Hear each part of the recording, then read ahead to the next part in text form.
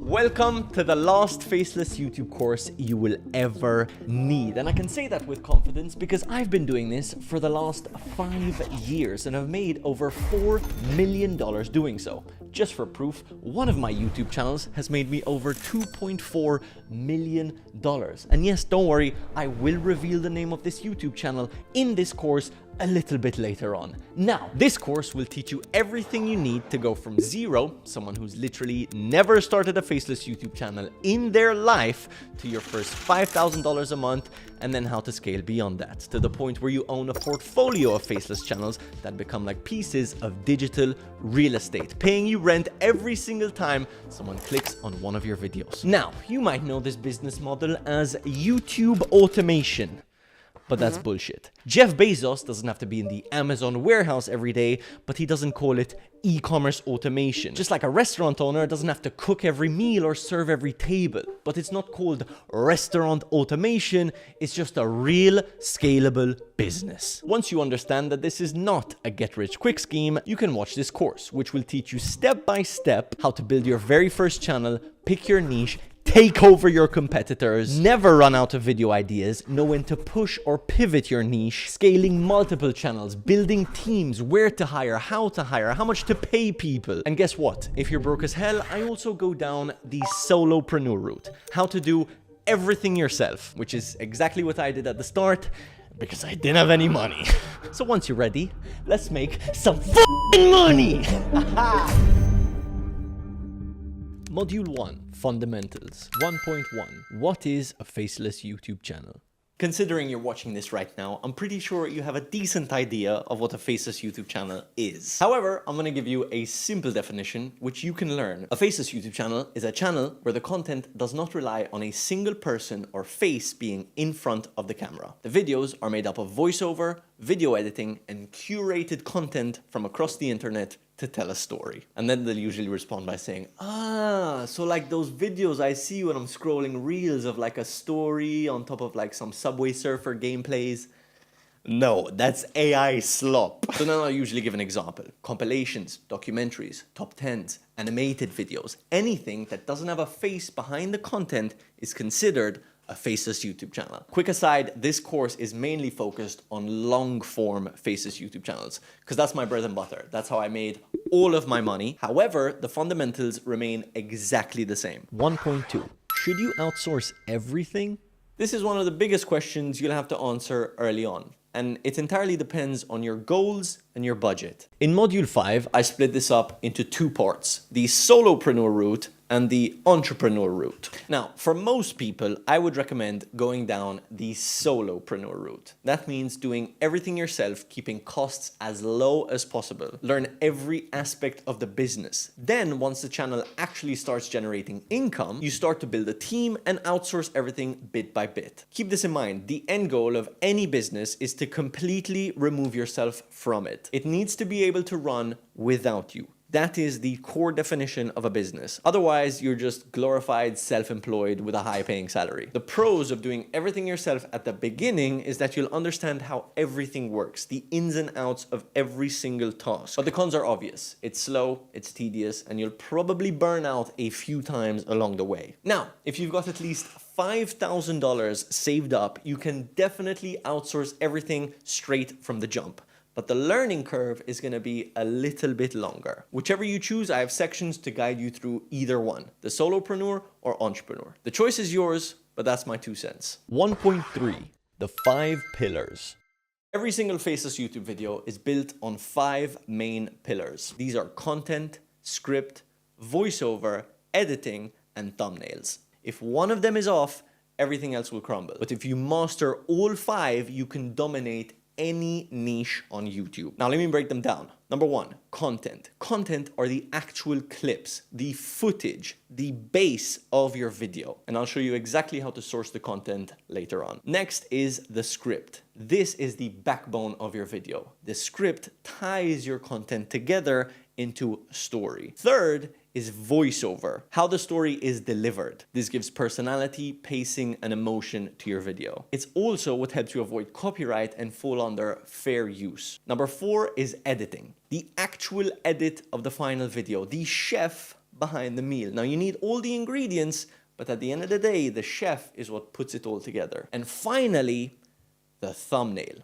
This is the packaging behind your video. Arguably the most important part. If people don't click, they won't watch. Drill that into your mind. No matter how good your content is, if your packaging isn't good, you will not get views. 1.4. Copyright basics. When building a Faceless YouTube channel, you need to make sure your content falls under fair use, or what YouTube deem as transformative content. Now, the actual law behind fair use is slightly iffy, but think about it this way. You take the raw material and transform it into a new piece of content with a clear vision and story. You add script, structure, editing, and a brand new voice to tell a completely new story than the original content. That is what makes it transformative. So you cannot just make straight compilations. You cannot re-upload other people's videos without adding any value of your own. I can take any clip on the internet, as long as I critique it, as long as I talk about it, add my own spin on it, re-edit it, and make it into a new piece of content, then it falls under fair use. Now I'll talk more about this later on, but just keep that in mind for now. This business will only work if your content is transformative. 1.5. Revealing my most profitable channel. Just so you know that I'm not full of shit, I'm gonna reveal my most profitable YouTube channel to date. I've also brought out the blue shirt because it's about to get serious. Now, this channel is like a luxury hotel in a prime location. Not every single channel is like this channel or has to be built like this channel. I build out some of my Faceless channels like cheap Airbnbs that make $1,000 to $2,000 a month, are lean and easy to run. But this channel right here is the first channel that I ever had success in, and it is my biggest YouTube channel to date. This channel has made me over $2.3 million in its lifetime and has generated over 500 million long form views. Bro, if this channel wasn't Faceless, I'd be a fucking celebrity. The channel is called Binge Central. Now, just to show you that this is actually legit, because I know a lot of these YouTube automation guys like to show you these fake revenue numbers, I can go to settings and show you that it is indeed US dollars. Hold on, let me move this. I can save it. It's still $2.3 million. Now, just to give you some context, I spent the first year without making a cent.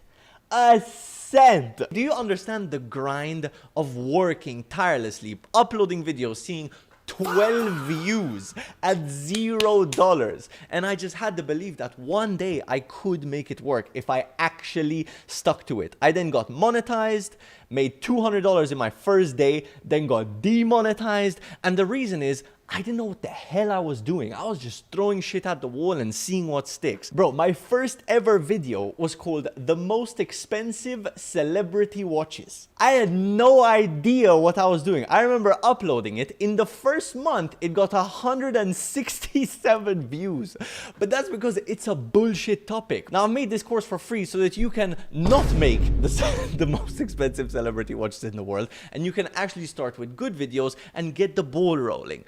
Now, if you have no plan B, okay, if you're anything like 18-year-old me was, and you need to make this money quick, I have created a private community. It's school.com/faceless. And in it, you will find everything you need to chop down that whole learning experience. You also get direct access to me to ask me anything you want in group mentorship calls. Now, on a real, I know some of you are broke as hell. Trust me, I've been there, which is why I've made this course for free. Okay, you don't need to join this community. This is just for those that want to speedrun it. Again, it's school with a K, school.com/faceless, or click the first link in the description and I will see you on the inside. But with that said, let's get back to the course. Module 2, 2.1, how to pick a niche.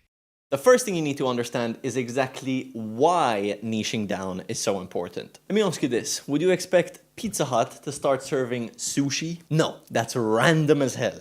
Would you watch Mr. Beast to learn about politics. Of course not. These brands are intentional, and it's very important to build that from day one. Think about the first thing you want your audience to associate with your channel as soon as one of your videos pop up on their homepage. Also, with YouTube getting more and more competitive, being extremely niche helps YouTube find the right audience for your video. It helps the algorithm figure out exactly who your videos are for. This will make sure you can pull consistent views, because if you start mixing topics, the algorithm doesn't know where to go, and eventually your channel will die. Great. Now you understand why picking a niche is so important. So, how do you pick a niche? This is what's called a Venn diagram. Now you might have learned this back at school, but if not, it's very simple. Let me explain. Each circle represents a different factor, and where they overlap, that's the sweet spot. And I want you to either draw it or download mine. This circle represents what pays well.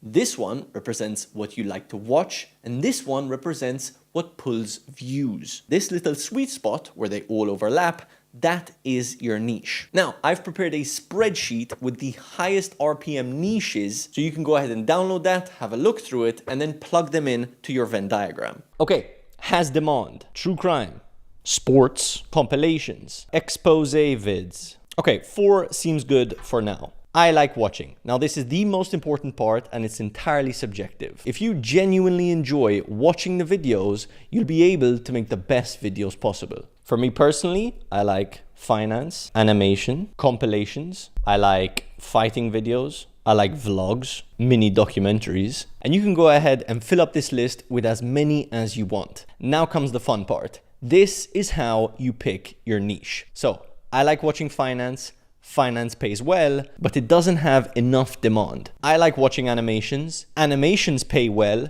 and they do, in fact, have demand. So we can add them into there, and that is our first winner. Compilations. I like watching them. They pay well, and they have demand. So compilations or animations are the 2 niches that I could definitely pick. Do exactly what I did. And once you've got a winner, that is your niche. 2.2. There's always room for the best. This is something that I want you to remember throughout your entire YouTube journey. Tattoo it on your body, drill it on your forehead, make it your home screen. Whatever you need to do, remember it. There is always room for the best. Simply put, you don't have to reinvent the wheel.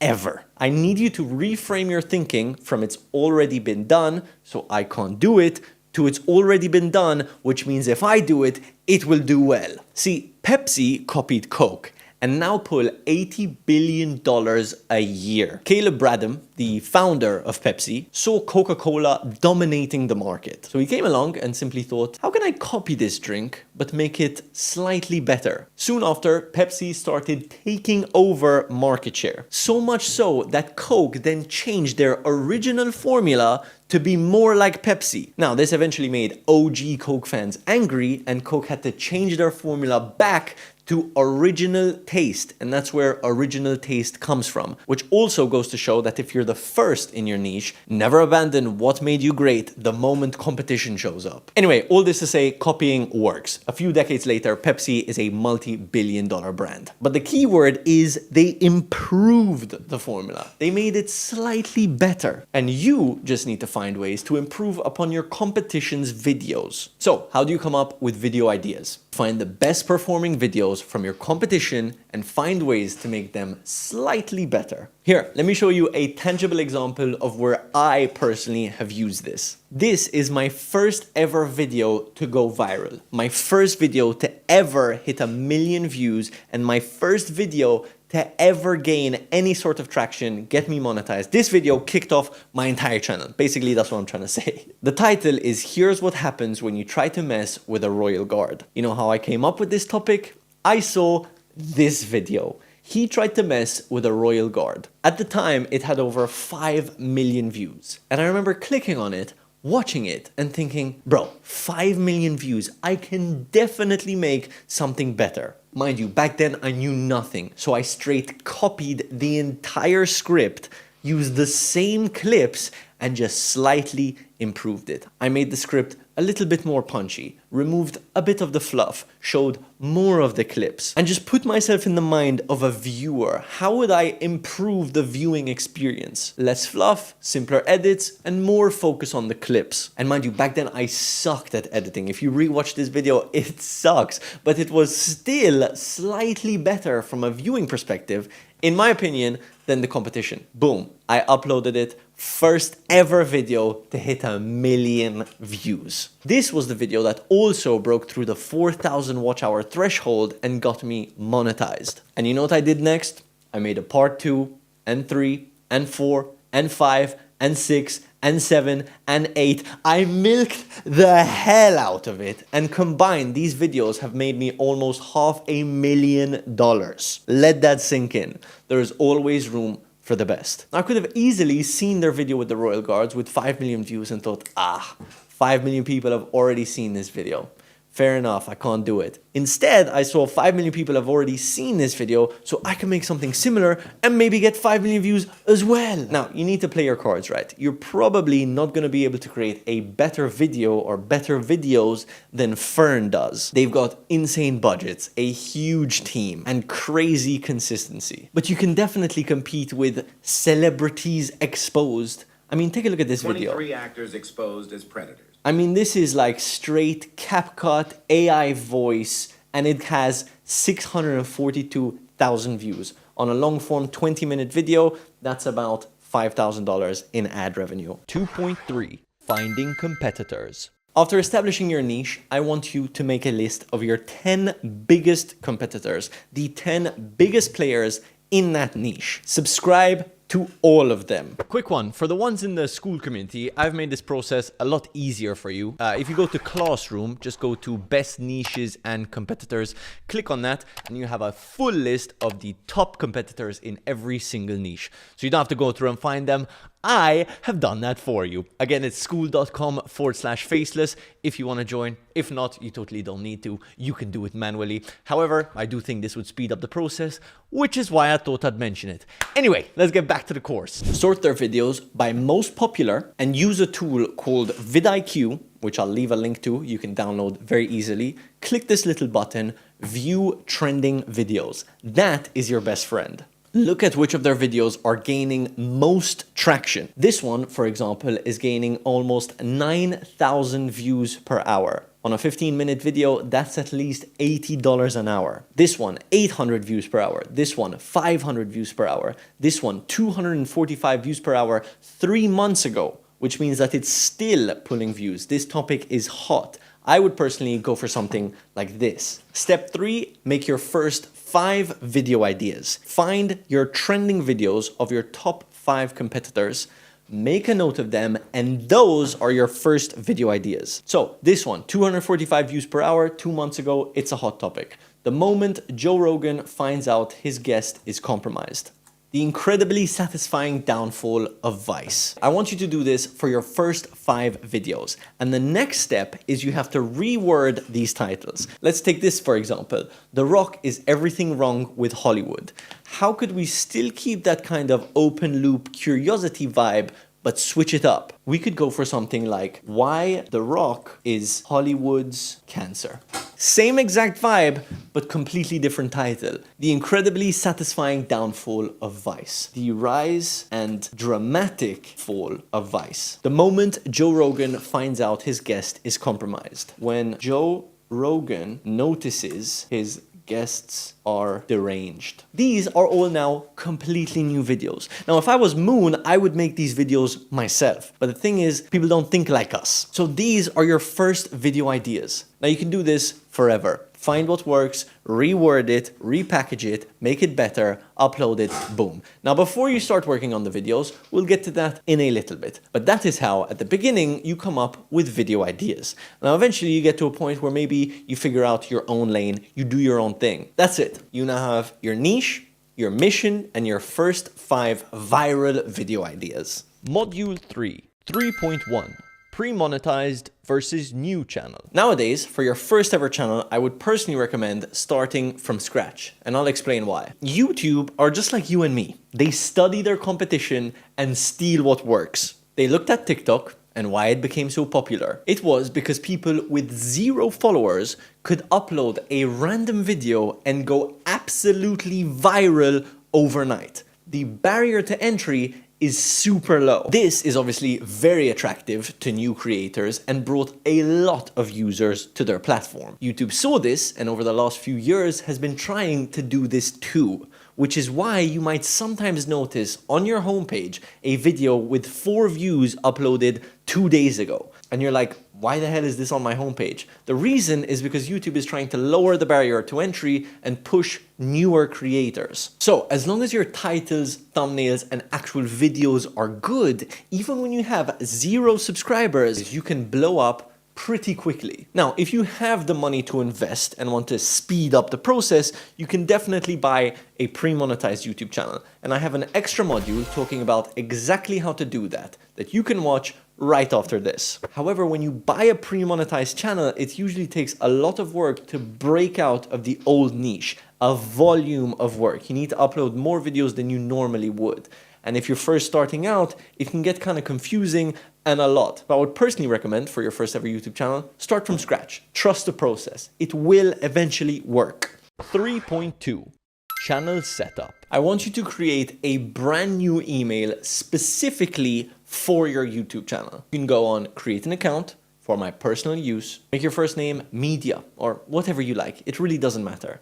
Next, add your birthday, and for your username, do not use the name of your YouTube channel. Okay, try to make it less obvious. This is going to be the email you use specifically to log into your YouTube account. This is going to be different than your front-facing email. Your front-facing email will be on the about page of your YouTube channel, and it's how brands can contact you eventually if you ever choose to do brand deals. Now, the reason we have 2 separate emails is because one of the most common phishing scams is for hackers to find your about email, contact you pretending to be YouTube with a headline like your video is demonetized. Then you click on it, you're like, why did it get demonetized? You think it's from the official YouTube account, and guess what? It's a phishing email, you get hacked. So I want you to keep this email only for the back end, and then you make a separate email for the front end. This will never be shown publicly. So anytime you get an email from YouTube, it's gonna be on this email.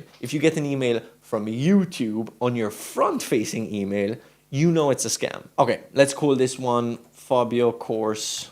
Next, you create a password, review your account, click next, agree to whatever the hell they want. And just like that, your brand new email is set up. You now go to YouTube, sign in with the email, and just like that, we've got a brand new email and YouTube channel. Now it's time for the branding. 3.3, channel branding.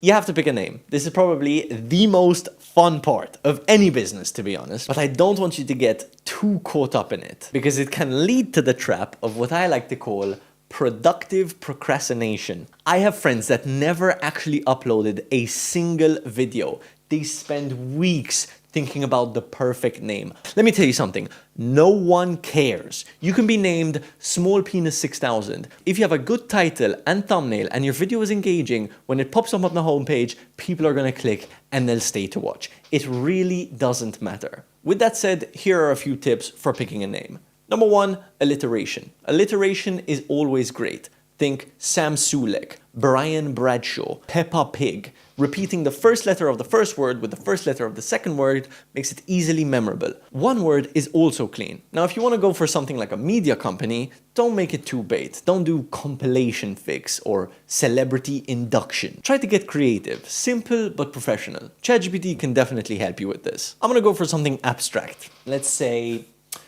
Luporti. Let's see if there's the at. Luporti.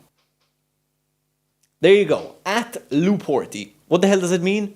I don't know, but it's abstract and it's easily memorable. Luporti, 3 syllables, it's clean, there's no double Y or _1 or zeros in the handle, so it's clean. The name, we just repeat it, Luporti. And create channel. For now, we're just gonna focus on the branding. So we go to customization, picture, and it's time to create a logo. Now, I would personally always create something simple from scratch on either Canva or Pixlr or Photoshop, or use something like a logo generator.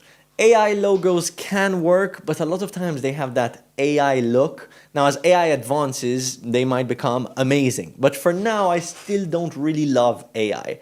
As a general rule of thumb, black and white is always clean, it's always easy. It takes 5 minutes. For the purposes of making this super easy and simple, I'm gonna use pixlr.com, the simplest editing tool possible, and it's free. We'll go to Pixlr Editor, create new, we're gonna call this logo, and I'm gonna set the width to 1080 by 1080. So it's a square, so then the circle is a perfect logo. I'm gonna super simple, black background, and then go to text, add text, and type Lou Porty.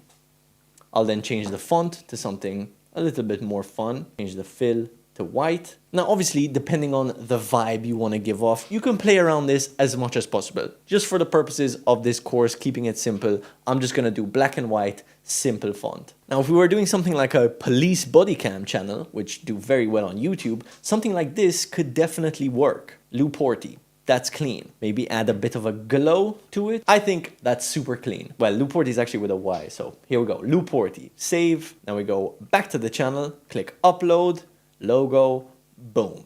Now it makes a circle, it's bang in the middle.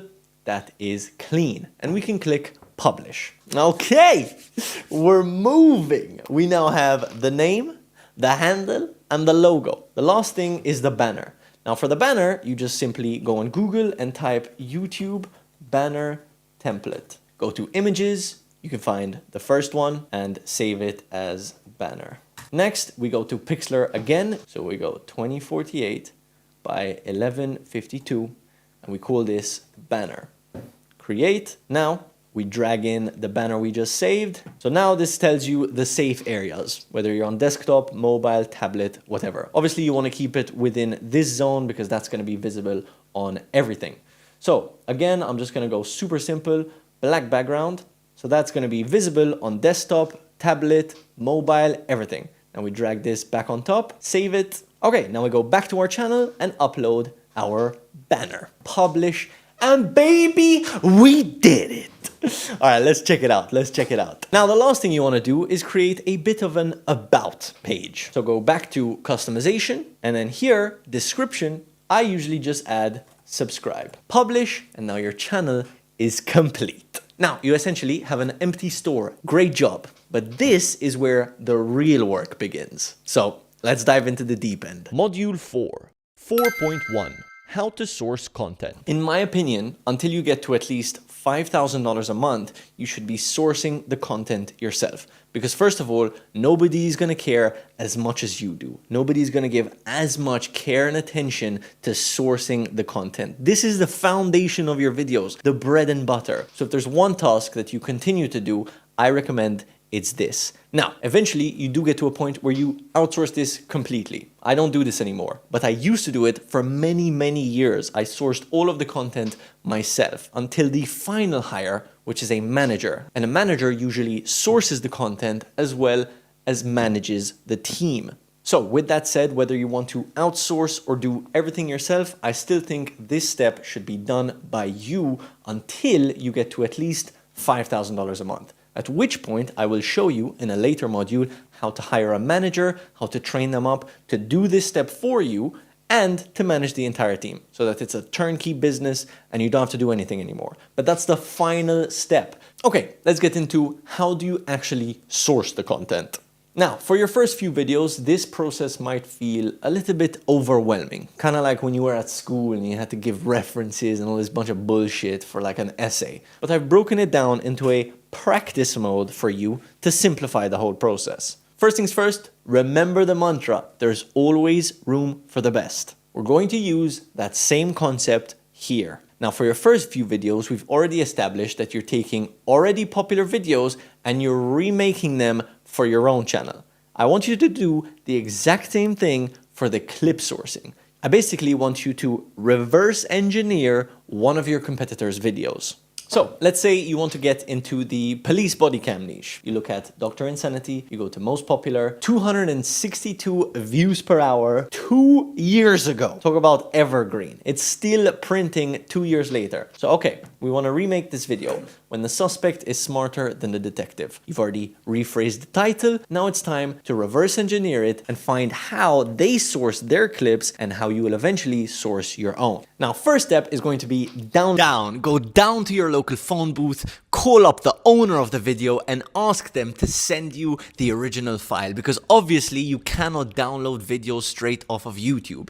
It's against their terms of service. Now, if you want the script to use to go down to the phone booth and ask them to send you the video, it's completely free, okay? You don't have to join. Just go on the homepage of the school community, school.com/faceless, click write, and the last video will show you how to do that, okay? So I'm gonna skip through this part right now. All right, there we go. Now, the first thing I would recommend to do is cut out the intro, because the intro is usually just a highlight reel of the best clips that are about to come.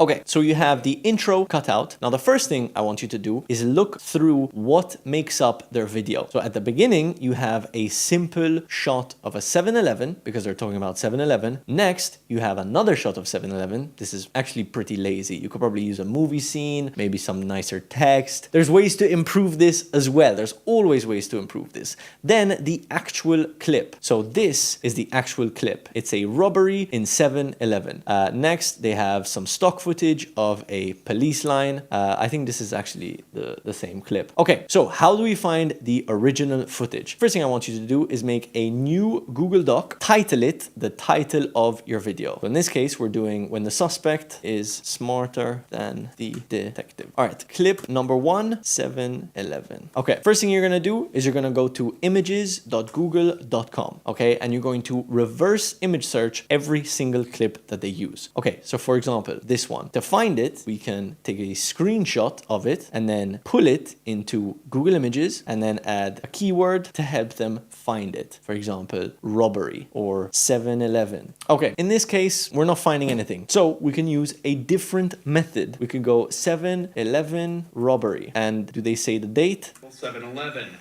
On a seemingly regular evening in 2011. 7-Eleven robbery in Georgia, 2011. Okay, here I found a Reddit thread about this exact dude, the legend of Jeff. So we can see that Dr. Insanity used our technique and copied this video, remade it into their own. So there you go. It's all a web of remaking other people's viral videos, trying to make spin-offs. And their video actually got more views than this one, which is of JCS Criminal Psychology, which just goes to show. Okay, so this one has a lot of interrogation footage of this guy Jeff. What we're looking for is the robbery. Okay, you know what these guys did? They didn't even find the original footage of the robbery. It's not this, it doesn't exist. The legend of Jeff, we don't know where the robbery is. So they just searched 7-Eleven robbery. They found a random robbery, for example this, downloaded the footage, blurred the faces to make sure that you can't really tell, zoomed in so it all looks kind of cryptic, and then added that as the footage that you're about to see. So what you could do is you could copy this and you could say used as robbery footage. And then you're obviously going to need more 7-Eleven stock footage. So we can take this clip and this is going to be our 7-Eleven stock footage. And then we can search for Jeff interrogation so that we find the original untouched clip. Now, as you can see, someone uploaded it to YouTube. So boom, we have the original clip. It's untouched with sound. So we can use this exact clip. And if we compare it to the one, they use the same clip. They just added some effects to make it look like it's intentionally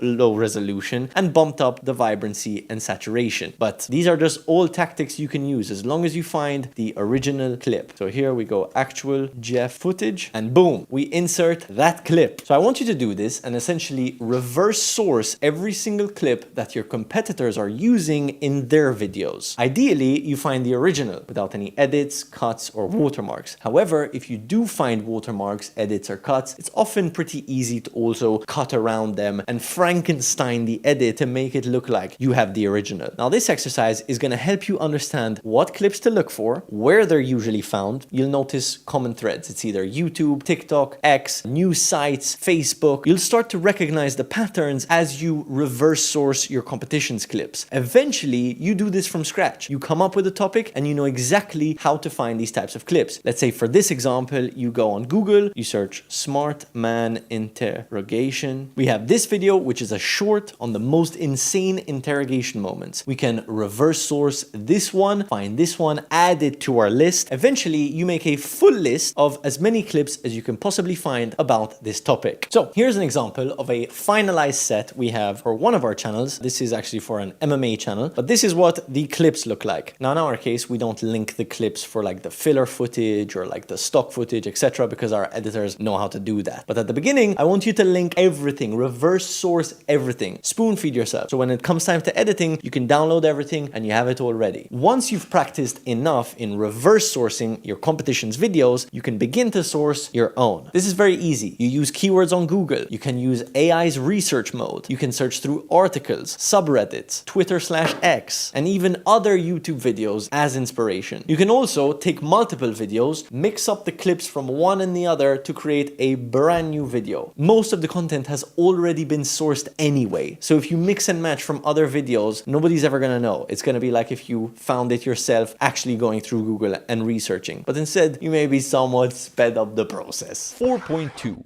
Why longer videos dominate YouTube. Keep in mind that the longer a video is, usually the better it performs and the higher the RPM it will have once you're actually monetized. You need to play to YouTube's strengths, okay? They have shorts to fight TikTok, okay? Because TikTok came in and took a lot of market share from YouTube. Now, they also are trying to push longer videos to fight Netflix. They're trying to take over the TV market and they're managing. So play to YouTube's strengths, make longer videos. Longer videos are better for people who are watching on TV. Most people watch YouTube when they're eating a meal. And when they're eating a meal, what's the thing that they do? They look through their YouTube, they see 20 minutes and they see 4 minutes. They're probably going to click the 20-minute one so they can eat their whole meal, enjoy it without having to look for another video in between with food dribbling down. So length matters. The longer the video, the higher the watch time, the higher the RPM, and you're playing to YouTube's strengths, which is trying to take over the TV market and fight Netflix. 4.3. What clips to avoid. Now, when sourcing the content, it's very important to know what clips to use and what clips to avoid. Now, as you use this practice mode, reverse sourcing your competition's videos, you'll start to notice patterns. Even for a video like this, for example, safari trips that went horribly wrong. Nothing actually went horribly wrong. Never show extreme violence, death, or shocking content. Now, unfortunately, there's no hard and fast rule, and to this day, I still upload videos. They still might get demonetized. They still might get age restricted. It's just something you have to play by ear. As a general rule of thumb, it's better to play it safe than sorry, so always veer on the side of less shocking, but you learn it as you go along. Now, I'm choosing police body cam videos because I know they're a very popular niche and a lot of you will probably want to go into them. But let's say you pick safari trips gone horribly wrong, okay? Let's find the first clip. Okay, this right here. Let's look for maybe a key moment. Okay, this looks like a pretty key moment. Okay, something that is eye-catching that will probably be uploaded to the internet many times. We'll take a screenshot of this moment, go to images again, and then drop it in. And would you look at that? We found the original clip. Rhino versus Toyota Hilux, the ultimate showdown. Now we can copy link and paste it into our Google Doc about safari trips gone wrong. Any niche, this always works. Reverse sourcing. Now, as I mentioned, you want to use this method mostly as practice for your first few videos. Now, you can still upload these videos as long as you re-edit them and it doesn't look too similar to the original ones, because YouTube isn't dumb, okay? If you're just re-uploading other people's videos, the system is gonna flag it. But if you actually reverse source and edit them in your own style, using different parts of the clips, you're zooming in, zooming out, adding text, adding different stock footage, everything is different, then it becomes an entirely new video and YouTube will never know that you copied it off another video. Eventually, you start learning how to source from scratch. You come up with a video topic and you use keywords. You search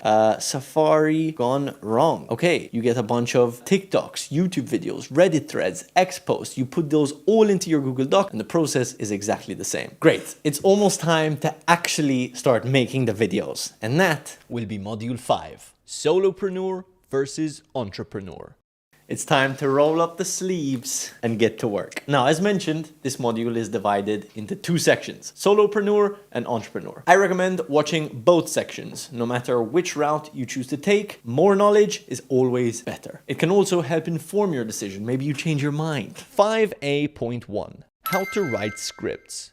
So you now have all of the content sourced into a Google Doc. It's time to write the script. Now, just as we were doing before, the best way to learn is to practice. For the first few videos, I want you to reword your competitors' scripts and just try and improve them ever so slightly. The good thing is you're going into this blind. You're going into this as a viewer. So whatever you feel would make a better script, as a viewer, put yourself in the viewer's mind. Would you want more information, less information? Would you want more humor, less humor? Would you want a more serious tone? Would you want a shorter script and more focus on the clips? Whatever it is, that's your competitive edge. That's how you are going to make it better. Now, thankfully, we live in a day and age where AI can really help with your scripts. Okay, let's get writing. First thing you're gonna need is a compelling intro hook. The intro is the most important part of your video. One thing you need to keep in mind is that nowadays, videos autoplay on the YouTube homepage, okay? Thumbnails aren't as important as they used to be. Now, they're still very important because for suggested videos, the viewer sees thumbnails. But on the home screen, which is where a large part of your views will come from, the videos autoplay. And as a viewer, the intro is how they will decide whether to invest their time into this video or not. Let's do a deep dive into one of the best performing intros we've ever had on a video. It is for this video titled Idiots in Boats. And 83% of the viewers are still watching at the 30-second mark. Now, these are insane numbers. It's usually around 70. If you can crack 80, that is a killer intro. And here's what we did. Take a look at the title and thumbnail. Idiots in Boats caught on camera. Now, the thumbnail seems very chaotic. It immediately screams something's about to go wrong. So in the intro, we have to validate that for the viewer. We need to let them know that the video is going to be exactly what they expect. Water, boats, and bad decisions. What could possibly go wrong? Boom. Water, boats, and bad decisions. What could possibly go wrong? Immediately, we validate the click. The first frame is a boat fail. Boats and bad It's high energy, it's chaotic. There's also an attractive woman, because that always helps, and there's also a woman in a thumbnail. Now, ideally, you fully validate the click. So if this is the thumbnail, the first scene should be this actual video clip. But for this particular example, we completely made this thumbnail from scratch. It doesn't actually exist. But we still validated it by showing clips that are very similar to the thumbnail and completely in line with the title. Now, another thing is we kept an open loop. What could possibly go wrong? What will happen next? How is this possible? These are all questions that as a human, you want to answer. And it's also short and punchy, straight to the point. This concept applies to any niche. Let's take a look at one of the most popular police body cam videos. When dumb Karens try to attack cops. As you can see, it's a very, very good thumbnail. There's immediate conflict. Conflict is one of the most crucial aspects in any thumbnail. Now, for now, we're just talking about the script and mainly the intro. We'll get to thumbnails soon, but as you will see in a second, they validate the click. Karens are known for their entitled attitudes and thinking they're above the law. I want the manager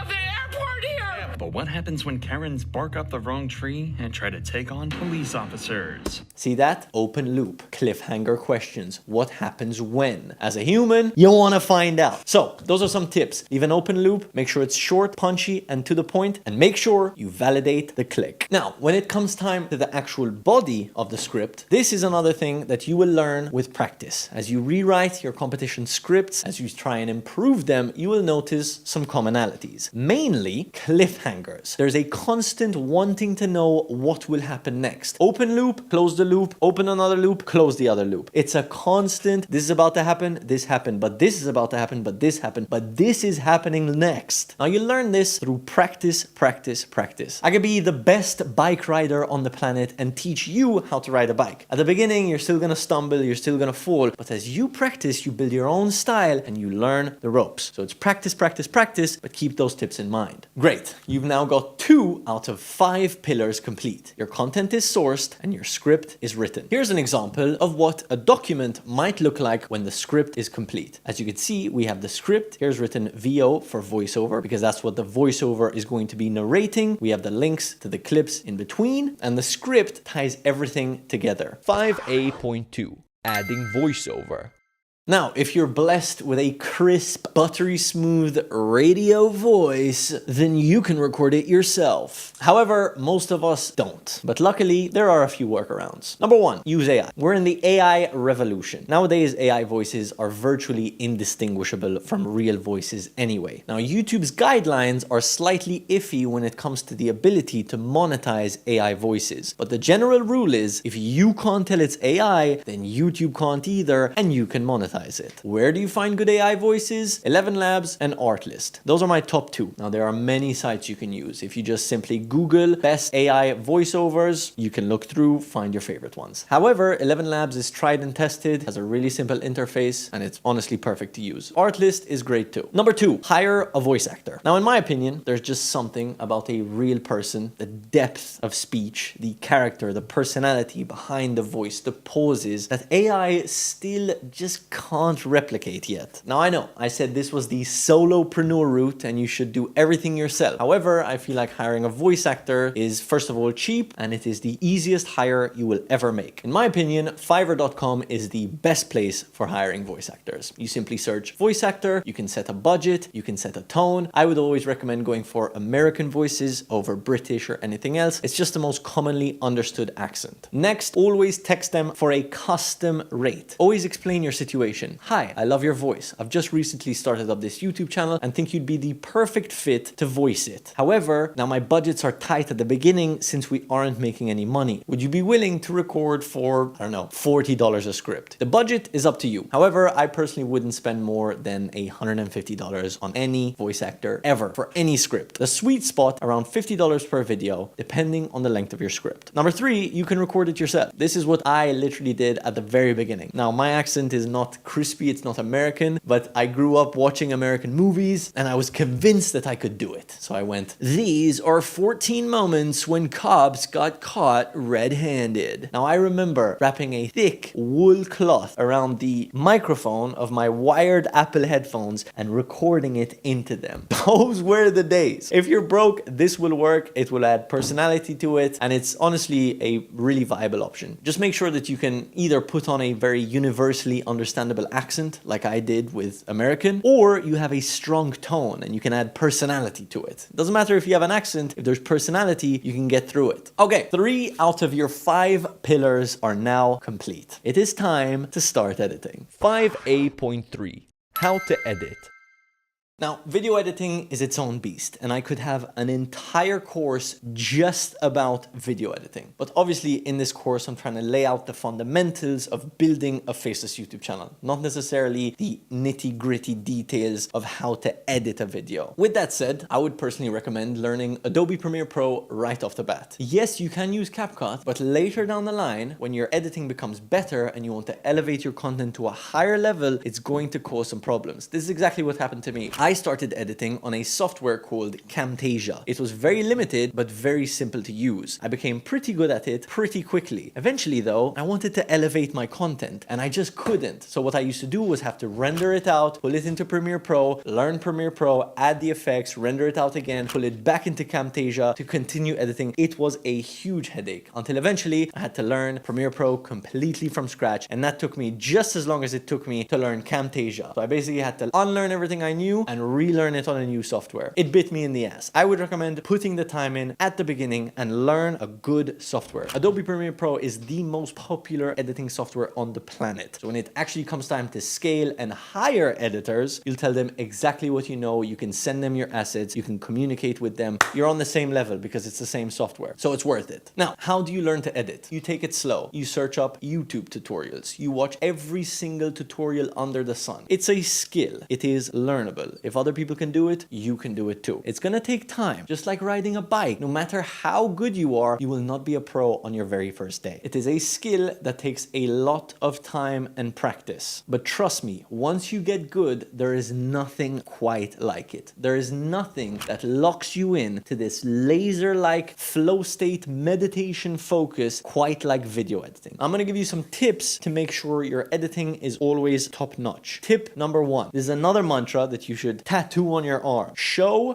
don't tell. Imagine your viewer to be a dumb 5-year-old. Show them everything. Spoon feed every single thing the voiceover is saying. No matter what niche, any word that the voice actor narrates should be illustrated. 7-Eleven, you show a clip of 7-Eleven. Dumb Karen, you show a clip of a dumb Karen. MMA fighter, you show a UFC ring. Show, don't tell. A great way to do this is to find movie scenes to help tell your story. Let's use this MMA video as an example. These so-called tough guys rely on imitation and bravado. Okay, go on YouTube and search tough guy movie.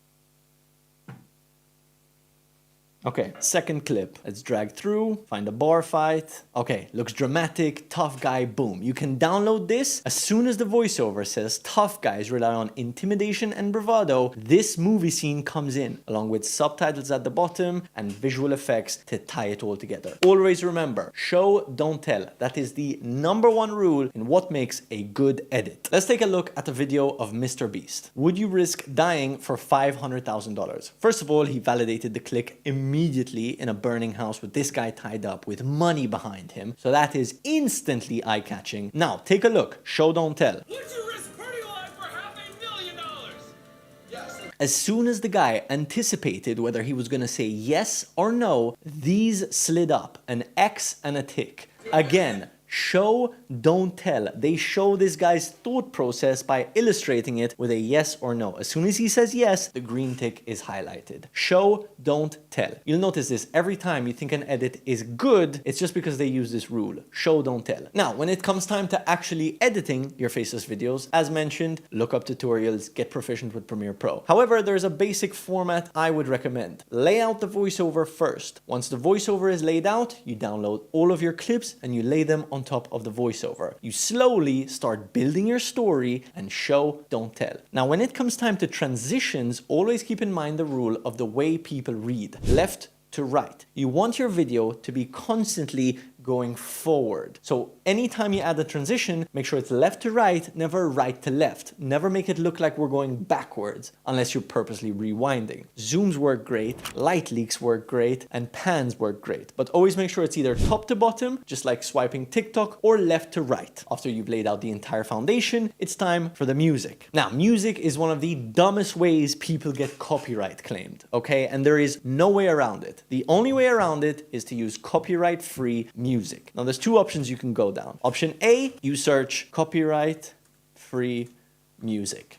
And any of these songs are usually copyright-free. NCS is tried and tested. Just make sure if in the description they say, please link us to avoid copyright, then just link them, do what they say. Another one is YouTube's audio library. YouTube has a ton of music that you can use that a lot of people don't even know about. You basically just go on your YouTube studio, click audio library on the left side, and all these songs you can sort by mood, genre, duration. They're great. That is option A. Option B, you pay for a music license to use on your channel. So that's either Epidemic Sound or Artlist. Those are the two main ones. Now, if you have the money to invest in a subscription, I would definitely recommend doing so. Music can really elevate your edits. It's the emotion behind the video. But again, this is just going to take trial. It's just going to take practice. I'm giving you the fundamentals and it's your job to run with them. Now, I have also made an entire extra module called Retention Hacks, which you can watch after this. That goes over slightly more tips and tricks that I have in editing and storytelling and just the overall vibe on how to retain people's attention. Okay, we're almost at the finish line for our very first complete Faceless video. We now have 4 out of the 5 steps complete. The last step is the thumbnails, and these are arguably the most important part. 5A.4 How to create thumbnails. Now, just like video editing, creating thumbnails is its own beast. And you can go ahead and find full courses and YouTube tutorials just about thumbnails. Now I have an extra module, which you can check out after this, called Best Thumbnail Practices. But for now, at the very beginning, all I want you to do is find your competitors' best performing thumbnails and yet again, improve them. Remember this video, the first video I copied that ended up getting me 6 million views? Well, look at the original thumbnail. Now I saw this and I thought, how can I improve this? So the first thing I did was flipped it. The initial one has the guy messing with the guard on the left and the guard on the right. Now, I personally thought that it would be more eye-catching for the guard to be on the left. Since we read left to right, the first thing I wanted you to see was the guard. So that's why I flipped it. Second thing I did was added a boatload of saturation and changed the guy's hat color. And would you look at that? A brand new thumbnail. And I want you to get into the habit of doing this. Take your competitors' thumbnails and ask yourself how you can improve them. At the beginning, your first few thumbnails will all be recirculated thumbnails. Now, AI is your best friend. Google's Nano Banana, you can use ChatGPT, you can use FreePic, you can even recreate thumbnails by describing the scene to an AI bot and having it recreated from scratch. But the most important step is to scour YouTube for the best possible thumbnails. Just like you did for video ideas and videos themselves, as soon as you see a video with a high view count, it probably has a good thumbnail. Save that thumbnail. Make it a habit. Anytime you see an eye-catching thumbnail, you save it in a thumbnail playlist. Thumbnails are the difference between a flop and a banger. Remember, if people don't click, they will not watch, no matter how good your video is. So thumbnails are vital. Now, there are a few tools that can help you find great thumbnails. The first of which is ViewStats Pro. You can go onto thumbnail search and search, for example, bodycam woman. And ViewStats Pro will spit out all the highest performing thumbnails for your keyword. This is insane. This is one of the most insane, overpowered tools ever. All of these, you can save them, you can improve them. See, for example, this. You can clean up the background, you can add some saturation, you can flip them left to right. There are so many ways to recreate thumbnails and improve them slightly. It is virtually infinite. You can also use the rule of desaturating the background and resaturating the subject. That is a tip that always works on YouTube thumbnails. Another tip is downloading a thumbnail, inputting it into any AI software you like, and asking it to recreate it. There you go. A brand new thumbnail. Now again, practice makes perfect. Start slow and just make sure you're consistently improving over time. Every thumbnail should be better than your last. That's the name of the game. Slow incremental improvements. Consistency. Would you look at that? You now have everything needed to upload your very first YouTube video. And I'll go over exactly how to do that in Module 6. Module 5B, Entrepreneur. 5B1, Understanding Incentives. Ah, so you're a big boy, huh? You put entrepreneur in your Instagram bio and you want to make that a reality.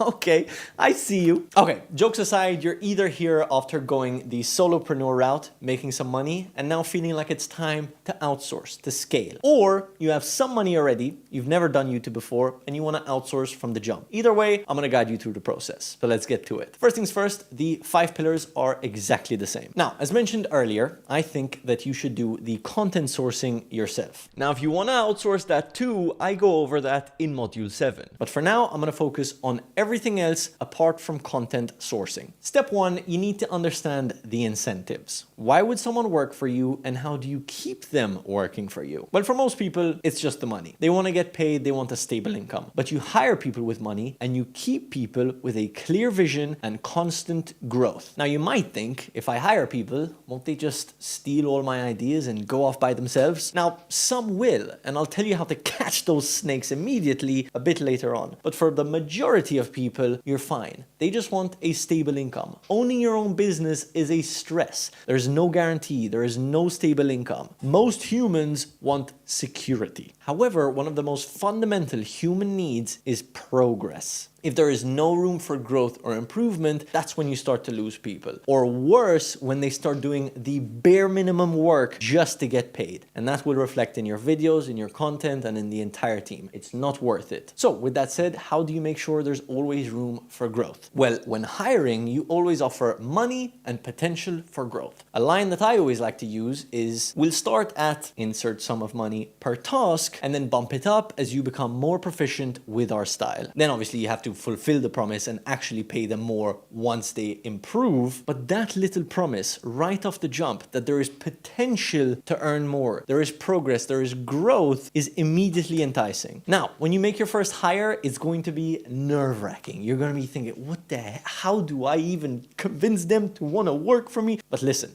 I want you to act confident. Imagine you've been doing this for the last 5 years. You run 12 YouTube channels. You're a multi-millionaire. You're a leader. Put yourself in those shoes and communicate as if you are that person. 5B2. Where and how to hire. How to hire great team members. There are hundreds of freelance websites, and there are also your friends. A lot of people overlook this, but hiring people you know, like, and trust can be a great way to build your core team. With that said, I've prepared a spreadsheet with some of the best places to hire each team member, along with how much you should be looking to pay them, ranked in order from my experience. You can download this and we can go through it together. So on the left, you can see each role. In the middle, how much you should be looking to pay them, and then the best platforms to hire these people, and then why I ranked them the way I did. So your first hire should be a scriptwriter. Now, in my opinion, you should be looking to pay anywhere from 5 to 20 cents per word. Now, this obviously depends on your budget and their level of proficiency. Now, when you're first starting out, depending on what niche you need, more than 20 cents per word might get a little bit too pricey. Now, where to hire? For a scriptwriter, in my opinion, the best hire you can make is your friends. Now, believe it or not, a scriptwriter is one of the most difficult positions to hire because they need to understand your tone. They also need to understand retention. They also need to understand YouTube. They also need to understand how to make it compelling. And they also need to have a high level of proficiency in English. Rule number 1, when hiring a scriptwriter, if you see "sir" anywhere in their replies, they're usually South Asian and English is not their first language. Now, this is fine for any other hire. If anything, these people work the hardest, especially Indian video editors. But for scriptwriters, you really want someone that has English as their first language. This way, they'll add personality and just the minor nuances that an English speaker would have. Now, I ranked friends number 1 because your friends understand your tone, they understand your vision, you can teach them one-to-one, and most likely, if they're your friends and you're English speaking, they're probably going to be English speaking too, and they're probably going to have a similar way of speaking or writing to you. Now, if you don't have friends that you can hire, that's completely fine. The second best place, in my opinion, for scriptwriters is Upwork. Upwork is number 2. Upwork has a really strong pool of talented writers. You can ask them for their past work, you can sort by English as a first language, and there are a lot of people looking for work on Upwork. Honestly, for scriptwriters, I would recommend it. Next is Fiverr. Fiverr is honestly really good if you have a tight budget or you're looking for a quick script or you're looking to hire really quickly, because obviously you come to them, they don't come to you, so you can look through and find your favorite writer with your ideal style. The only thing is there is a lot of fluff on Fiverr. A lot of people just looking to make a quick buck, so you're gonna have to weed through a bunch of bullshit. But it's definitely a place where you can find a writer. Now, a tip is not necessarily to look for a YouTube script writer, but you can look for a comedy writer. You can look for a novel writer. Any sort of writer with a strong English proficiency, if you text them, you let them know your requirements, you negotiate back and forth, you can genuinely find really good people on there. Next, I would recommend the Creative Paradise Discord. Now, this one I put it at number 4 because it's usually best for thumbnail designers or video editors. For scriptwriters, there's a lot of Indians on there that usually are just using AI. But it's very YouTube specific, and you will find the needle in the haystack of good writers that actually understand retention and the YouTube landscape, which is why it's on this list. Lastly, I would say YouTube jobs. Now, this one is a mixed bag because this one's a little bit more difficult. When your channel is first starting up, you have no subscribers, you're gonna get the bottom bottom of the barrel of people applying to your job. So the best of the best are going to apply to the bigger channels, and someone with a small channel like you first starting out will be left with the bottom of the barrel. But it's still a viable option. Next, voice actors. You should be looking to pay voice actors $5 to $15 per 100 words, or $50 to $150 for a 10-minute video. Now, the bread and butter for voice actors is Fiverr. You can find hundreds. They're actually good. It's super easy. Honestly, in my opinion, Fiverr should just rebrand to a voice actor website because that's all I've ever used them for, and that's the best thing it's for. Next, you can use AI, as we mentioned earlier, 11 Labs or Artlist. This is great if you're on a tight budget, but just make sure the voices aren't too robotic or flat, because that's generally what triggers demonetization. Lastly, X. This is good for finding more niche voice actors, maybe if you're looking for a specific type of character of voice, or people offering deals for bigger work or a portfolio of videos, but it requires kind of more vetting and you really need to look through. But it's also doable. You can look for keywords, voice actor, find the biggest voice actors, go through their following list, go through who's following them, then you text people, cold DMs. It's all doable. However, in my opinion, if you're looking for a voice actor, Fiverr or AI. Next, video editors. Now, for video editors, I would recommend $10 to $30 per finished minute of video. Okay, so if they edit a 10-minute video, you should pay between $100 and $300. Nowadays, I pay a little bit more because our edits are a little bit more intricate. At the beginning, obviously, depending on your budget, try to go for something on the lower side. However, this entirely depends on what niche you attack and also which road do you want to go down. Do you want to hire cheap Indians and give them a shit ton of work, keeping your costs low, throwing everything at the wall and waiting for something to stick? Or do you want to hire a higher quality editor, someone who actually cares about your content, who's a bit more experienced and also more expensive? Depends on your budgets and your goals. I personally always go for the more expensive option and really try to build a good relationship with the editor. Number one, Creative Paradise Discord. This is honestly, I could just keep this one and done. Creative Paradise, this place is awesome for finding editors. It's super simple. You will get hundreds of inbounds and a lot of them are genuinely good. Now, I left an invite link to the Creative Paradise Discord, so you can just join that, start making job posts, start hiring editors. Number two is X or Twitter. How do you find these people? You look through some of the most popular video editors, look through who's following them, who they're following. Then you go through who they're following and you keep going down the ladder until you find someone with a good portfolio, and then you send your best possible cold DM. Here's an example.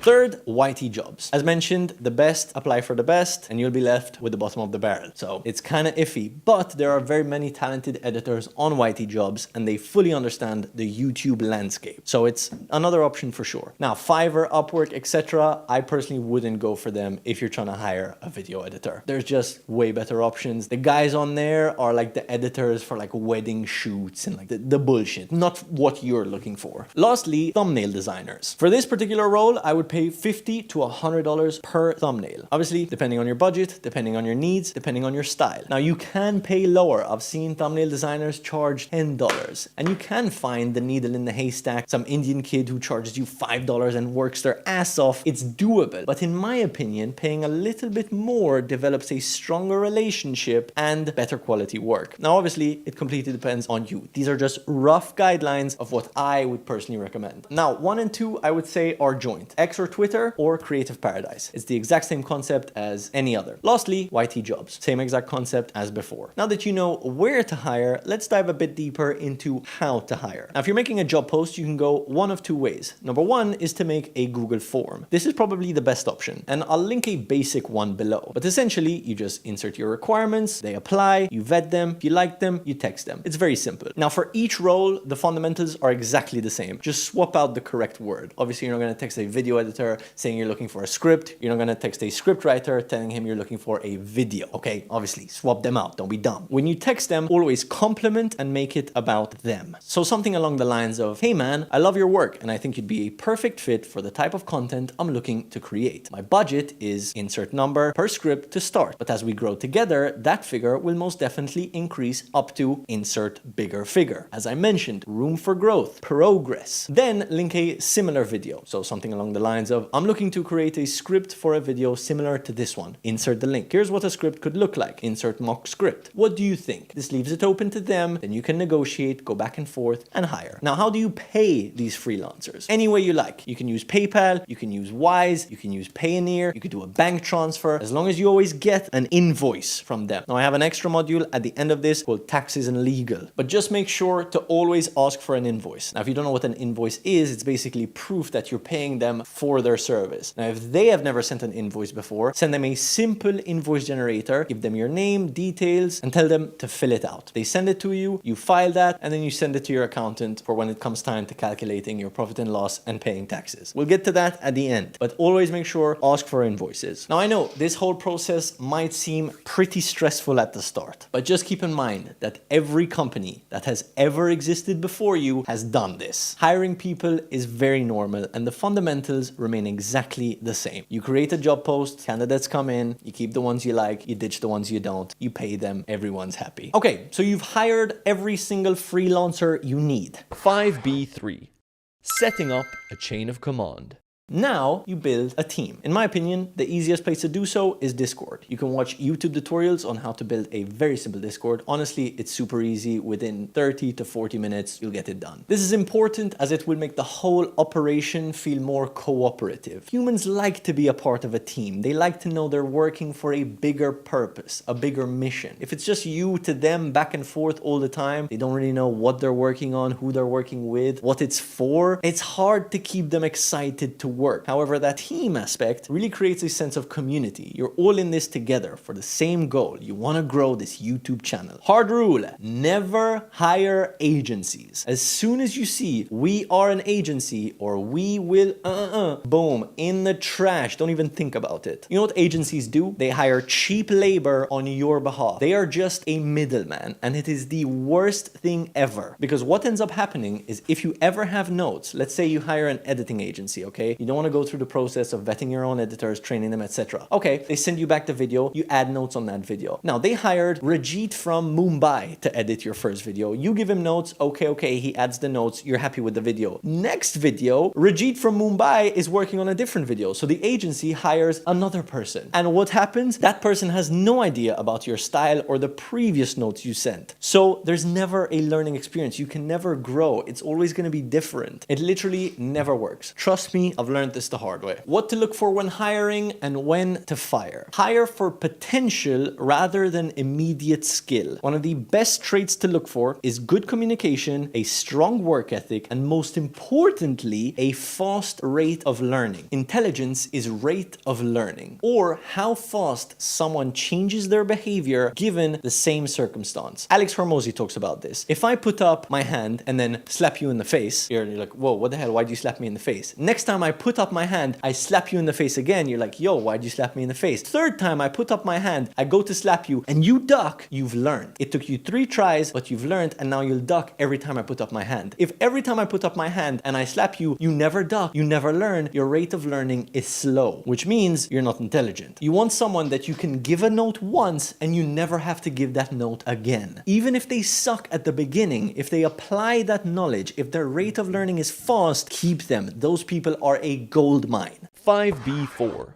Tips for hiring and firing. When to fire. Firstly, if you notice someone is trying to become you, you want to hire people that want to work for you, not people that want to become you. That is a red flag. Now, there is always room for growth, but you need to catch a snake quickly. Cut ties. They're out of your business. Also, watch for constant excuses and missed deadlines. When you fire, be straight to the point. Thank you very much. I do not think this is a great fit for what we're doing at the moment. I wish you the best of luck. Boom, easy, clean, done. Never end on a sour note, okay? Because that shit, some people are weird, you don't know what they're capable of. So always make sure just end it respectfully. Okay, so you've hired everyone, you've built a Discord, and the team is ready to go. Now, where'd you go from here? Remember, the 5 pillars. Pillar 1, you source the content yourself. Okay, that's done. Pillar 2, you send the sourced content to the script writer. Outline exactly what you're looking for, send them your competitors' videos, tell them exactly the way you want to break everything down. How do you want to piece the entire story together? Script writers shouldn't take more than a week. Ideally, 3 to 4 days to turn around around an entire script. Okay, scriptwriter sends it back. From there, you send it to the voice actor to get voiced. Voice actor, ideally 24 hours, boom, they send it back to you. You now have the content, the script, and the voice recording. Now you clean this all up and you put this in a Google Doc or the video editor. Outline exactly what you want. The video editor should have everything. All the links, all the clips, everything they could possibly need to put it together. Now you want to leave some room for creative freedom, because if you spoon feed everything, then they'll never be able to do it by themselves and you'll never be able to scale. Some video editors are really good at telling their own story, show don't tell. If you've watched the previous module, show don't tell. Make sure to drill that into your video editors. This is an example of what a finalized Google Doc should look like. It has the links, the script, the voiceover, and a brief outline of what you want at every single moment. How long should your video editors take to send you back your videos? Ideally, instantly. You want to look for speed. No, but seriously, at most a week. If they take more than 7 days, honestly, you might want to cut ties immediately. Okay, you want speed. You need to maintain a consistent schedule and make sure to make that clear from the jump. Communicate. Don't be afraid to say, I really need to upload this on Sunday, so I need the finalized version on Friday. So if there are any notes, I can give you notes and send them back to you on Sunday. Now, most times you will have to add notes. How do you do that? Very simple. You go to frame.io. After the video editor has sent you back the video, you upload it and you add notes to whatever you would like to change. You can do this frame by frame, timestamp by timestamp. It's a great tool to use. Okay, a couple days later, the notes are done, revisions are done. Perfect. You're ready to go. Now you just need the thumbnail. Now you can do this at any point in the chain of command in the operation. The thumbnail designer can start working on the thumbnail as soon as the video idea is generated, which is, in my opinion, the way to do it. You tell him what you're looking for, you give him a bunch of references of your competitors, and you make sure that man cooks. The thumbnails are vital. At that point, the entire operation is complete. It's now time to upload, and I'll go over exactly how to do that in the next module. See you there. Module 6, 6.1. How to upload on a non-monetized channel. Uploading is incredibly simple, and I'm going to guide you through the entire process. Now, very important, right after you create the channel, the first thing you want to do is go to customization. The next thing you're going to want to do is go to settings, go to channel, feature eligibility, and make sure you verify your phone number and add an ID or video verification. This just basically allows you to upload videos over 15 minutes or longer and tells YouTube that you're not a bot. Now, I changed from the Luporti channel because I didn't verify the phone number and whatever, because it's just as an example. Shout out to anyone that remembers the Double Disconnect YouTube channel. This is just a YouTube channel I had started when I was live streaming. It's not monetized, so I want to show you the differences between uploading on a monetized channel versus a non-monetized channel. The process is the same, there's just one small difference. First of all, you go on the top right and you click Create. Next, you hover down to Upload Videos and you press that. Next, you select the file you want to upload, which is the final version of your video. Make sure you've watched it, you've proofed it, everything's good to go. I've prepared this test upload. Next thing you're going to want to do is add your title. Let's say, for example, when suspects outsmart detectives. Okay, so we've spoken about titles, obviously at the beginning. Maybe you'll reword your competition's titles, or if you're a genius, you start from scratch, you have a brand new title you want to try out, you insert the title in the top. Now, something I always do is copy the title and duplicate it in the first line of our description. I've done this forever. I don't really know why, but I just kind of like having the title twice to make sure it's solid. Next thing is you add a brief description about your videos. If you're not sure what to add, look at what your competition adds, reword that. But for this video example, we can say this video features incredible moments of 200 IQ suspects completely outsmarting the detectives detaining them. Under that, you can add a simple subscribe with a little smiley face. And under that, at the very beginning, I often recommend adding some keywords. Now, this is optional. Okay, most of your views actually come from YouTube recommending your content, so keywords don't really matter. But at the beginning, if you want to improve your chances of ranking in search, keywords definitely do help. Now, it's not 2017 YouTube. You don't add keywords like suspects, police,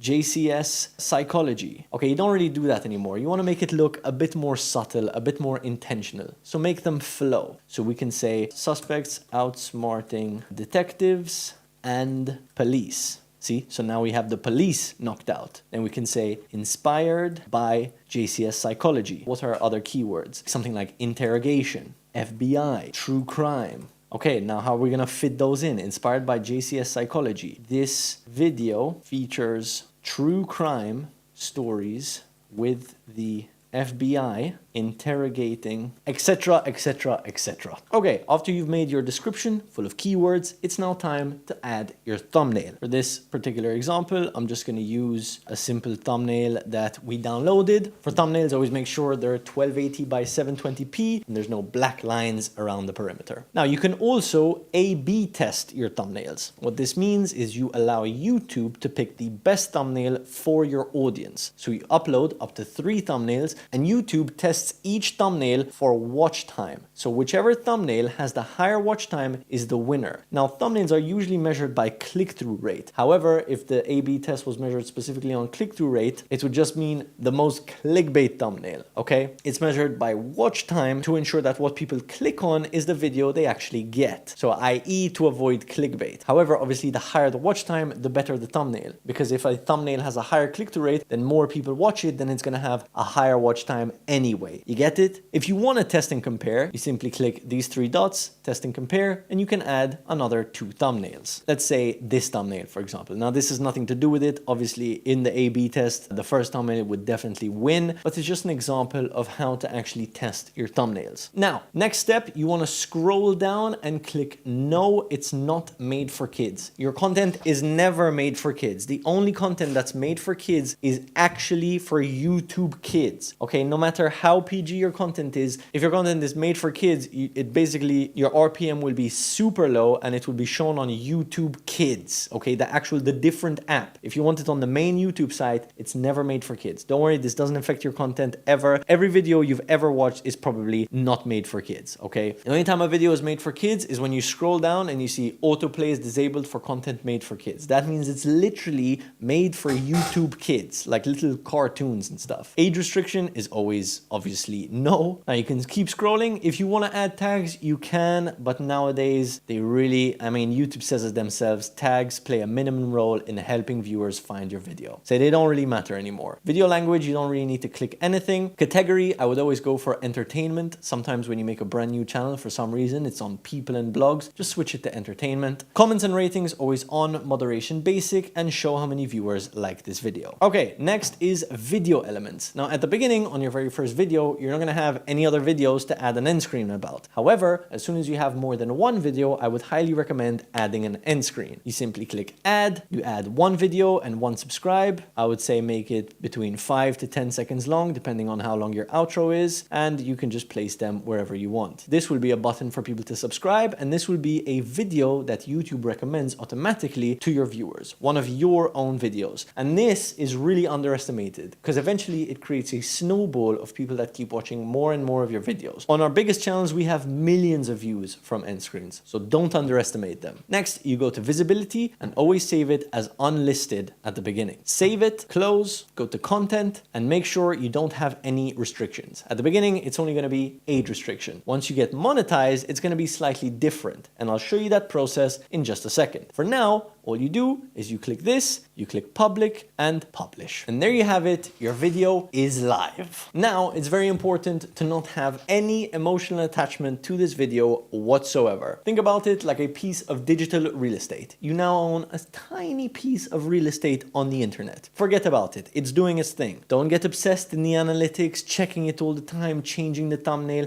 especially at the beginning. Just let it do its thing and move straight on to your next video. This is a volume game. No single video is ever gonna change your life. Yes, you might have some viral videos that make you a lot of money, but at the end of the day, if you want to make this a real business, it's a volume game and you're going to have to upload a lot. Okay, now let's move on to what to do when you're actually monetized. 6.2. How to upload on a monetized channel. On a monetized channel, the process is exactly the same. The only difference is you're going to have an extra panel titled monetization. You want to click on it and select on. Now, you don't need to manage the ad slots. Nowadays, YouTube can set them automatically. They set as many as they like, and trust me, you'll get paid well. After you select on, ad suitability shows up. Now here, you want to rate your video accordingly. Don't be afraid. If you have some inappropriate language, select it. It's still going to be green. If you have some adult content, select it. The better you rate your videos, the more YouTube will trust you and the faster your videos will get monetized after you upload. Because usually you upload, then YouTube has a system to check the video, then you get green ads, meaning your video is perfect, it's good to go, or yellow ads, which means limited ads. You're not going to make much money, if any. Now, obviously, if you select the second one, you're going to get limited ads. So never select any of the second ones, but always, if you do have these sort of things, then select them. If not, you can click none of the above and then submit rating. For this example, I'll select just the top 3 and I'll pretend we have none of those and I'll submit the rating. Now, after you upload, you always upload as unlisted, wait for the checks to run, and as soon as it's green, then you make it public. 6.3. Upload frequency.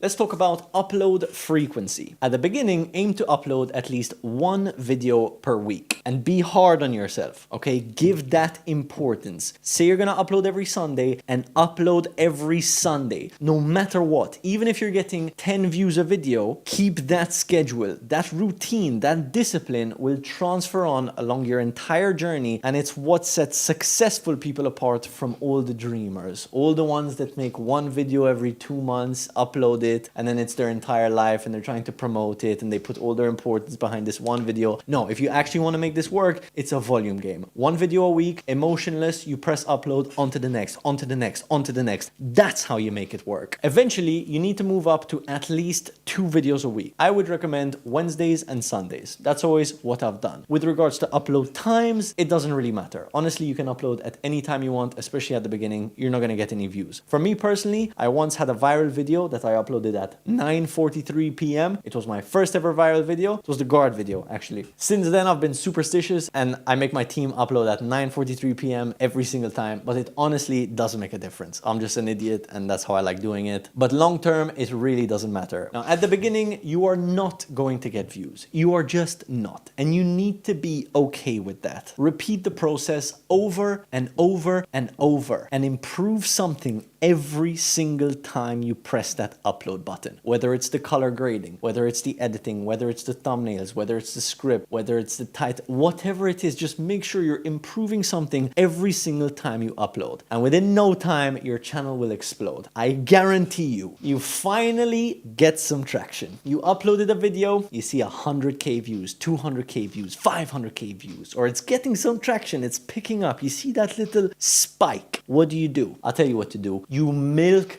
the hell out of it. I want you to double, triple, quadruple down on that topic. Make every spin-off imaginable. Think about this. When was a time that you watched an incredible movie? Like your favorite movie ever? Do you remember that feeling? For me personally, it was Interstellar. Right after watching that movie, I went on YouTube. I watched videos about the director, videos about the cast, video breakdowns. I checked if the director had any similar movies. I watched Inception. I researched if there was a part 2 ever coming up. Point is, I wanted more. Humans want more of what they already like. If you've already made it and it's gotten views, that is proof that people like it and they will like a part 2 and 3 and any milking you make of it. Now it gets to a point, obviously, but you need to get to that point. Milk it as much as you can. I have had 3 videos with the exact same title, each make me $20,000. This method is tried and tested. 6.4. Understanding analytics. Understanding YouTube's analytics. This is the fun part. This is the sauce. This is another one of those things that unfortunately can become productive procrastination very, very easily. I've fallen victim to this. I've spent hours diving into every single,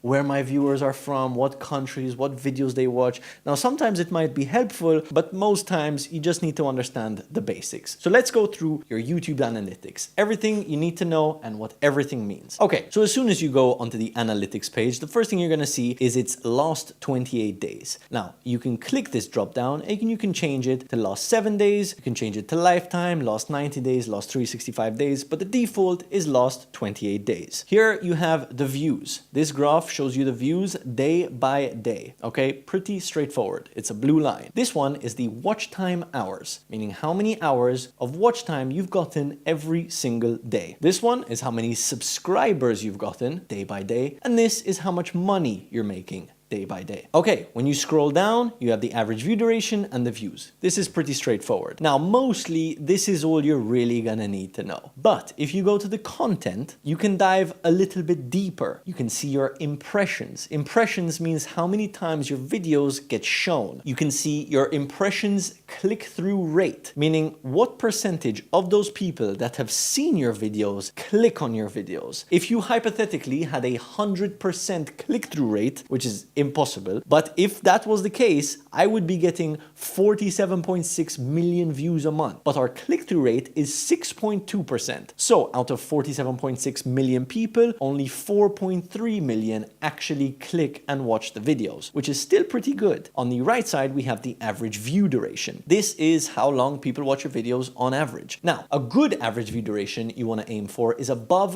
45%. Okay, if you go on any single video, you go to the analytics and you click engagement, as long as your view duration is above 45%, you're good. See, this one is 42 and this video is honestly not doing very well. 10.8k views in the first one day, which is decent, and I think it will actually pick up later on. If you can maintain a 45% AVD, you are almost guaranteed a viral video. Now, the two most important metrics are click-through rate and average view duration. A good click-through rate is anything above 7 to 8%. Ideally above 10%, but that is very, very difficult to maintain consistently, especially as impressions go up. Now, keep in mind, as you get more impressions, less people will want to click. It's normal. As YouTube show it to more and more and more people, the amount of people that are actually interested in your niche or your type of video will go down. At the beginning, your subscribers are usually most interested in your video. So within the first 24 hours, your click-through rate is the highest. If you scroll down, you can see how many viewers are watching at the 30-second mark. As we mentioned before, intros are vital.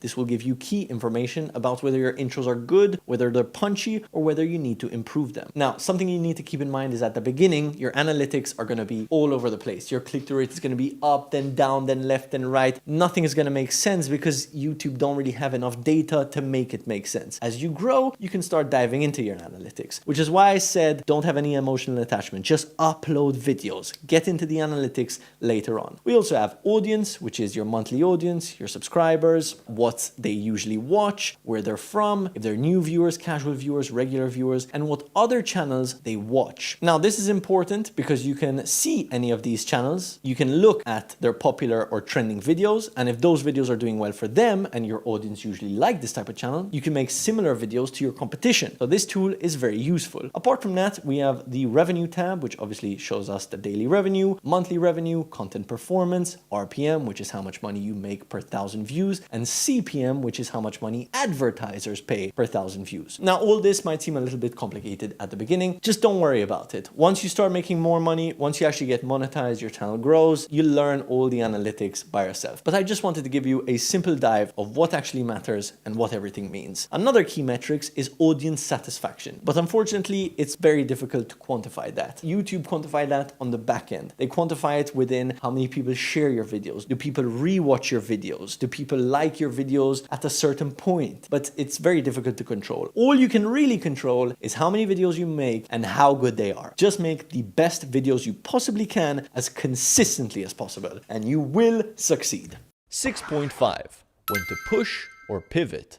So let's say you're doing everything right, uploading 2 videos a week, improving something after every single video, your thumbnails are solid, your videos are great, your AVD is above 45%, but you've got no traction. How do you know whether you should keep pushing or pivot to a new niche? First of all, I want you to make sure you've uploaded at least 50 videos before ever thinking about pivoting. My rule is 2 videos a week for 6 months straight. If at that point you haven't even cracked a single 100K viewed video, then something is fundamentally wrong. It could be your niche or it could be your videos. It's honestly hard to tell, but one of the key ways of determining whether it's you or whether it's your niche is by looking at channels your audience watches. Are those channels in the same niche as you, or has the algorithm completely messed up and recommended your videos to the wrong audience? Now, it's quite rare for the algorithm to have messed up. Check on your competition, check their view stats. Are they pulling views? If they are, then your video videos are the problem. If they are not, then it may be time to pivot or switch things up. The market may have changed, the niche may not be viable anymore. At which point, I want you to revisit Module 1, make the Venn diagram again, and attack a brand new niche. No emotions, just straight work. Now, there's no need to make a brand new channel. You can honestly rebrand your channel. If you're not getting impressions and views anyway, it doesn't really matter. And most importantly, I don't want you to get discouraged. This happens. To this day, we start new channels, attack a brand new niche, do everything right, and we still might fail. It honestly happens. I've started over 15 channels in my life. Right now, I only own 5, okay? Which means the majority of them have failed. So keep that in mind. It's a volume game. It takes time. It takes work. But I have no doubt if you apply all the knowledge I have given you in this course, you will make it work. It just takes work and patience. Module 7.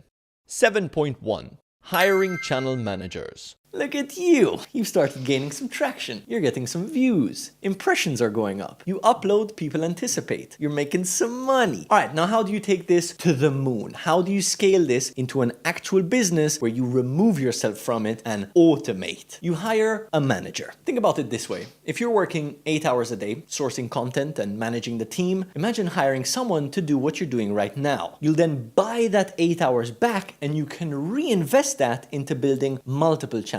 A portfolio of channels. That is called leverage. And that's how you take this shit to the moon. So your next hire should be a manager. And that will fully complete your team. Now there's 2 different roads you can go down. You can either promote one of your team members to a managerial position, or you can hire a brand new person specifically for that role. Now the first channel I ever fully automated was Binge Central. And at that time, the easiest way to do it was to promote my video editor to a managerial position. It made sense because at that point, he'd edited almost every single video on the channel, knew the ins and outs, he knew what went into it, and he was a very hard worker. Now to do that though, you need to make sure that the team member isn't gonna get burnt out and that they're actually cut out for the position. So you need to sit them down, have a good conversation about exactly what needs to be done and whether or not they can handle it over and above what they're already doing. Now option B, which is what I've done with every other channel except Binge Central, is to hire someone specifically for that role. And that's the exact same process as any other hire. And you can find managers on Creative Paradise, Upwork, or YT Jobs. The only difference is you now need to make a note of every single task that you're currently doing and train them to do it instead of you. Now, you start them slow. Take them through your entire process. This is why I said this should be the last hire, because by now you've probably developed some systems. You have a method of sourcing clips. You have a method of communicating with your team. You have a method of making sure everything gets done on time and consistently. So take them through your process. Start them slow. Maybe at the beginning, all they'll handle is the communication between the team members. Give them feedback. Are they doing it right? Are they not? Next, you teach them how to source the content. Tell them exactly how you do it. Make them a mini you. Transfer your brain into them and give consistent feedback. A tip when training team members is to always affirm when they do something positive rather than punishing when they do something negative. Now, this is a slow, long, and tedious process. For me personally, it usually takes around 2 months for a manager to become fully proficient in their role. At which point, you've done it. You've completed YouTube automation, which as I said is a bullshit term. You've basically built a real operational business. You can now go on holiday, you can now take a week off, a month off, a year off. The channel should run itself. It's a fully functioning media business. Congratulations. 7.2. Scaling. So, you fully outsourced your first ever YouTube channel. Now, I know how it feels. At this point, it's like you've broken through the matrix. You've cracked the code, the money-making code. This is business. It doesn't even make sense. I don't even have to do anything. How can it be? I can go on holiday and still make money. But that's when most people slip up and when your competition will take over. At this point, I want you to double, triple, quadruple down. Set yourself up, set your kids up, set your kids' up. Make sure this is how you build true wealth. You reinvest the time you bought back. At this point, you basically have to start the entire process again. The only difference is you don't really need to pick a niche that you generally like because you're gonna outsource from the jump. Now this time, your first hire is going to be a manager, and you're gonna teach that manager to build a team underneath them. You can also choose to buy a pre-monetized YouTube channel. Now, I have an extra module about exactly how to do that. You can watch that later on. Or you can start one from scratch again. As mentioned, nowadays it doesn't really matter. An extra YouTube channel is just easier because it speeds up the process. You don't have to apply for monetization and you can start making money immediately. Should you choose to, you can also sell your first YouTube channel. And if you want to sell your YouTube channel, I would recommend listing it on flippa.com. It's a super simple process. They can guide you through the entire thing. You'll get investors that are looking to buy it, and then you can sell it. Now, I would personally recommend building a little media empire baby with every little mini channel in every different niche. It's like Monopoly. It's like digital real estate. It starts to feel like a game, and then you just want more and more and more, and it's pretty insane. It's a legitimate media business, and it can genuinely change your life. You can take this to the moon. But whatever you choose to do, it's entirely up to you. You now have the skill set to do it. Module 8, 8.1, applying for monetization. All right, let's talk about monetization. Now, YouTube kind of confuses people with all these different tiers. Shop monetization, fan funding, channel memberships, whatever. That's all bullshit. What I'm talking about is real monetization. And to hit that, you need 4,000 hours of watch time on your content along with 1,000 subscribers. Or if you're doing shorts, 10 million short views. Anything below those levels, those are fan funding and other stuff, it doesn't matter. You want watch page ads. That's the real monetization. Now, before you apply, remember YouTube is manually going to review your channel. So do a little checklist. Make sure your content is bulletproof, transformative, and falls under fair use. All right, how do you apply? It's very easy. You go to YouTube Studio, monetization tab, apply now. You then review the partner program terms, set up your AdSense account, submit your channel for review, and then you wait. It can take anywhere from 2 days to a month. It usually takes about a week. Now, what do you do if you get rejected? Well, I have an extra module just for that. But if you've done everything correctly, you shouldn't. Again, for all bonus modules, it's school.com/faceless. For this particular one, I run you through exactly how to make an appeal video, as well as provide an example of the last appeal video that I personally made that got my channel monetization back. So you can straight copy and paste that one.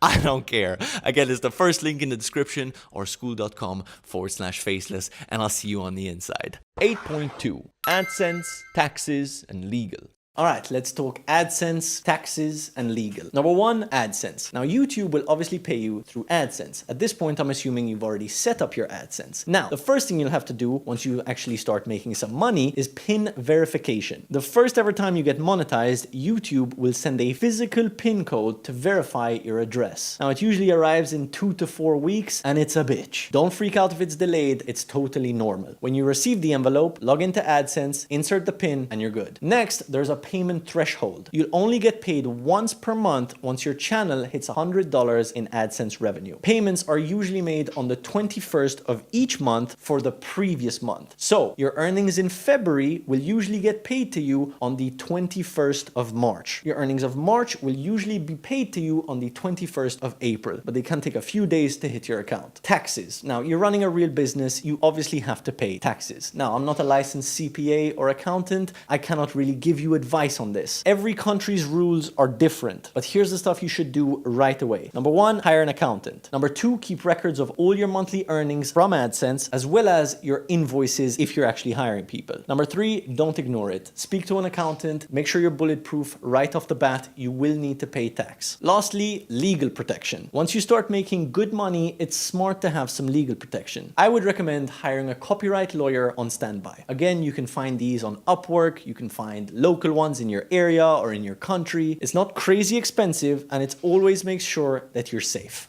8.3, what's next? And that, ladies and gentlemen, wraps up my YouTube course. My goal with this course was to help you connect the dots and build a fully operational Faceless YouTube empire. Now, if you've made it this far into the course, please do me a favor, do yourself a favor, and actually put in the work. And when you do, I have no doubt that you will be successful. Now, give it time, give it patience, and understand that it's a volume game. Remind yourself of what the alternative is. Are you gonna fucking work the rest of your life 9 to 5 for a shitty boss you hate? No, of course not. You can make make this work. Work is work. This is not some lazy business, but this is a business with leverage. This is a business that can make you a lot of money. But at the end of the day, it's up to you and what you choose to do with the 24 hours you have every single day. Listen, if I can do it, you can do it. So with that said, once you actually do it, you've put in the work, you've started making the money, you've scaled your first channel, you're building your next channels, send me those juicy analytics screenshots, post them in the school community.